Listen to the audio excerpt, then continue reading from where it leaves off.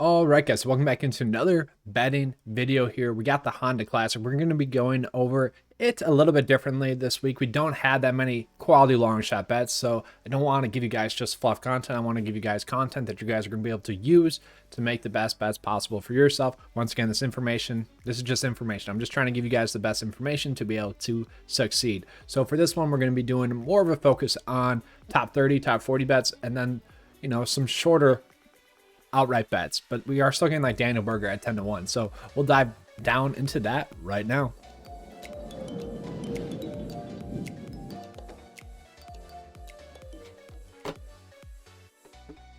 So I already mentioned Daniel Berger here. We're going to start off with him as our, favorite, if you will. I would say that Sungjae Im is a little bit more of a favorite to me. I like Sungjae Im a little bit better than I do Daniel Berger, but we can see Daniel Berger ranking out third in the model.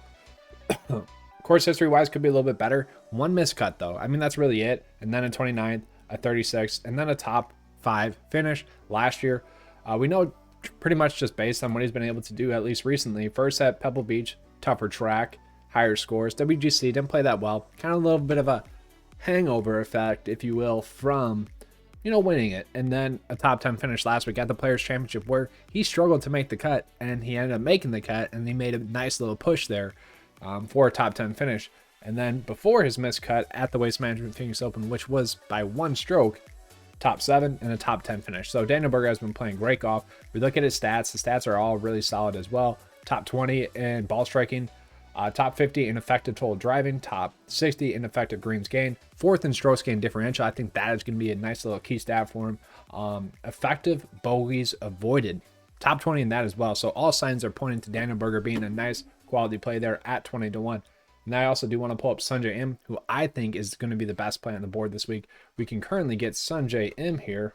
I'll touch on Rob Oppenheim in a little bit at 13-1. To me, that's a great number for Sungjae Im. I mean, last week we were pretty excited to get some of those big name guys at double-digit odds. And so this week we're going to be excited to get Sungjae Im at double-digit odds as well. So Sungjae Im here, guys, he's the second best rated player on the model this week, 11th in course history, and that's his worst. That's his worst thing that we're looking at. Other than that, top 6 staff at recent form, ranked top 4 in that. We look at his 2 starts here. Made cut in his first attempt, and then a first place finish last year. Okay, it kind of came all together for Sungjae. We knew that it was just a matter of everything coming together, and it finally did for him last week. And now it's kind of trending towards that again this week as well. We look at his last 3 starts. It's trending in the right direction, and I mean that 28th, 21st, and then a 17th place finish. So all those starts are getting better as well. Really just been a stud recently as well. So Sungjae Im, don't have a reason to fade him. His worst stat that we're looking at this week is 59th in effective greens gained. Everything else is top 20 or better, except for scoring before the cut, where he ranks 38th. Could be a little bit better, but compared to everyone else this week, that's top 10. So still really like Sungjae Im. Sorry. And then after that, I don't mind Russell Henley. He's one of those players this week where, kind of like Ryan Palmer last week, where there's not exactly a reason to play them, but if you end up on them in PGA DFS, you feel good about it. But this is where he makes for a much better outright bet, I think, because he's only going to ruin one betting slip than kind of ruin a solid build that you might have going. So we'll just pull it up. So he ranks 4th in the model, 8th in course history, ranks 2nd in stat rank. In recent form, that's what the worry has been, but I'll touch on that in a second here. So course history, it's been getting better. Once again, we love to see that. So 43rd, 24th, 20th, and an 8th place finish. We love to see the finishes getting better. Now we look at his recent form. So this has kind of been him recently, okay? 11th, miscut, 30th, 38th, and a miscut. Nothing great, but we look at his stats. So hasn't made 2 consecutive cuts, so he's not going to qualify for that. But everything else, T33 or better. I mean, this is elite stat fit here, guys. Second best in the field. So it wouldn't be surprising if someone like Russell Henley goes out and wins this, given the fact that he's a quality stat rank play. I really do like Russell Henley this week as an outright bet rather than I do or would for a PGA DFS play. Now, a guy that's going to be a great PGA DFS play and a great outright bet is going to be Taylor Gooch, kind of almost checking all the boxes. So we look at his course history, 1 miscut, not great there, and then a 20th and a 38th place finish. So we do like to see that he has good course history here. We look at his recent form, 1 miscut mixed in there, and then a top 21 finish at the AMX, a top 12 finish at the Genesis Invite, 43rd place finish at the API, and then a 5th place finish last week. And what do all those kind of most recent tournaments have in common? They are all more difficult to score on. So I think I like that a lot more. I like that a lot more than I do Russell Henley, just because he's proven that he can play on these tougher tracks, on these tracks that are much harder to score on. So top 13 in the model. His stats could be a little bit better, only top 21 in that, but he is avoiding bogeys, top 12 in strokes gained differential, and I think that's kind of a key stat because he's been able to adjust his game to fit to the course. So really do like Taylor Gooch at that number as well. All right, now before I get into some of the longer shot odds that I really do like, let's get into some top 40s and top 30s. So, top 40s this week, you can go with that if you guys want to, but the numbers for the top 30s are a little bit better than they typically are, so I'm just going to focus on that. So, Taylor Gooch, once again, if you guys just want to bet on that instead of betting outright, you guys can do that. I really like him at that number. We could do the same thing for like Cameron Davis, who I'm not overly excited for, but he makes for a great top 30 bet.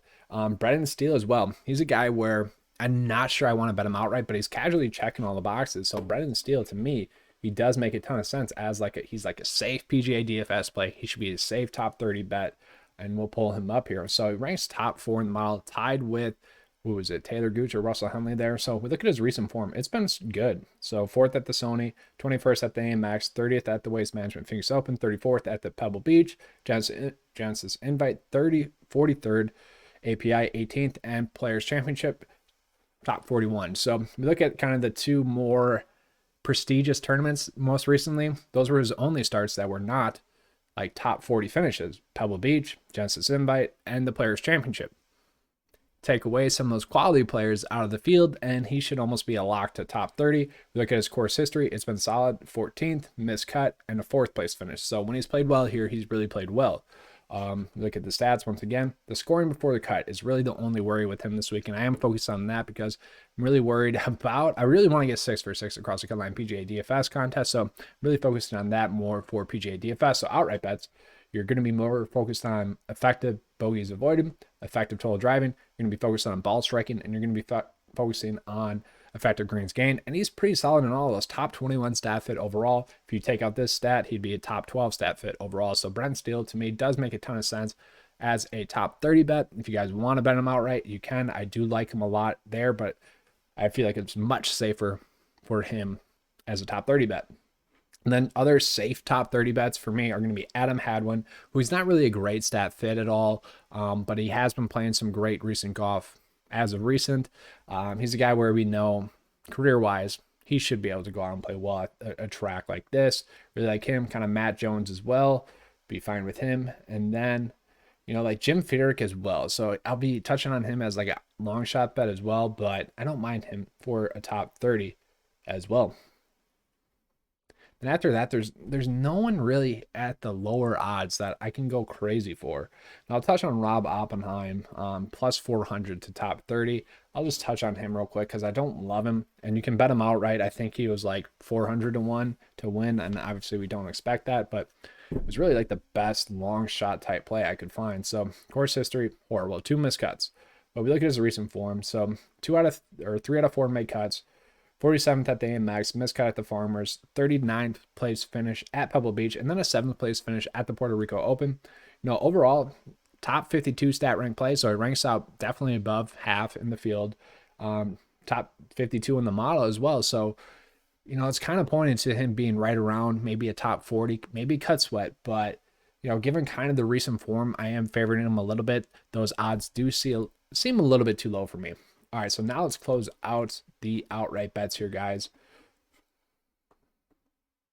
Sorry, I touched on kind of my favorite ones. I don't mind Chris Kirk again. Kind of just had that Sunday struggle there. Been playing great golf other than that. I'd be fine with him. Doug Gim as well. Kind of a little bit hit or miss. I'm fine with him as a outright bet. So James Hahn, though, I want to touch on him. And then I want to touch on Patton Kizzire. I want to touch on Jim Furyk a little bit. And then Cameron Piercy as well. So those 4, we're going to pull them up here. We're going to kind of compare them. And once the matchup bets come out on DraftKings or wherever you guys play, you guys can use this tool exactly the same to kind of compare players to make your outright bets if that's kind of the route that you guys want to go. It's pretty simple. You just select them and they're good to go. So Jim Furyk, Cameron Piercy, Kizzire. Is it Kizzire? And then who else was there? James Hahn, the best one of them all. So James Hahn, if we're really focusing on like the best long shot outright bet, and this isn't technically a long shot to me, I think a long shot is anything plus 100 to 1. Yeah, these guys are all players where they ideally we could all see them winning, and that's kind of why they're not 100 to 1. So that's kind of why they get the focus. So we'll start with James Hahn.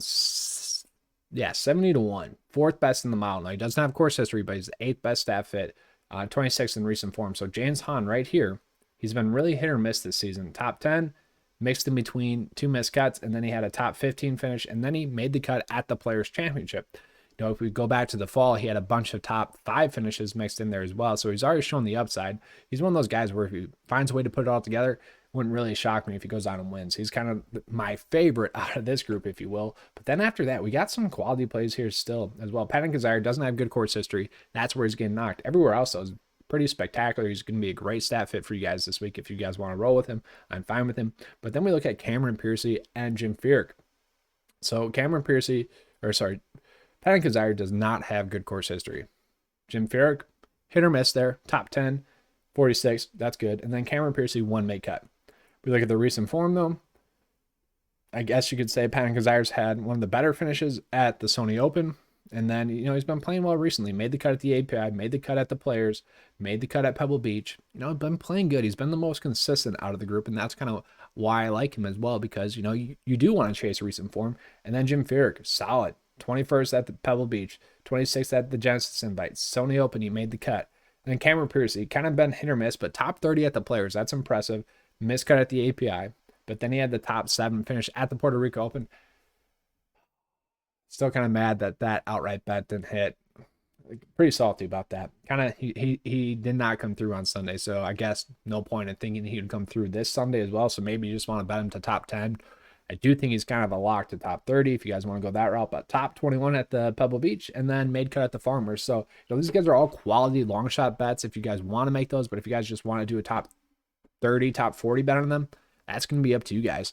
But as you guys can see, not really the best week in terms of like outright bets. You can take some risky bets.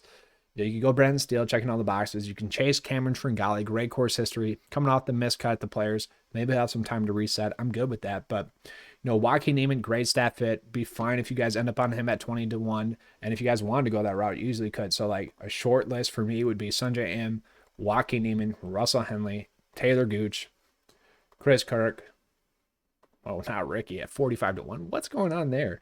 Brendan Steele. So, like, this would be my short list, if you will. And then you could go with some of those longer shot bets if that's the route that you guys want to go. So, hopefully you guys enjoyed this betting podcast. Hopefully it gives you guys a good indication of what you guys want to do with your betting card. Obviously, I'm always just trying to give you guys the information to succeed. If you guys enjoyed this video, please give me a like and subscribe. If you guys want to join 9 to 5 Nation, the link is in the description below for that. And as always, guys, let's keep cashing. All right, I'm out.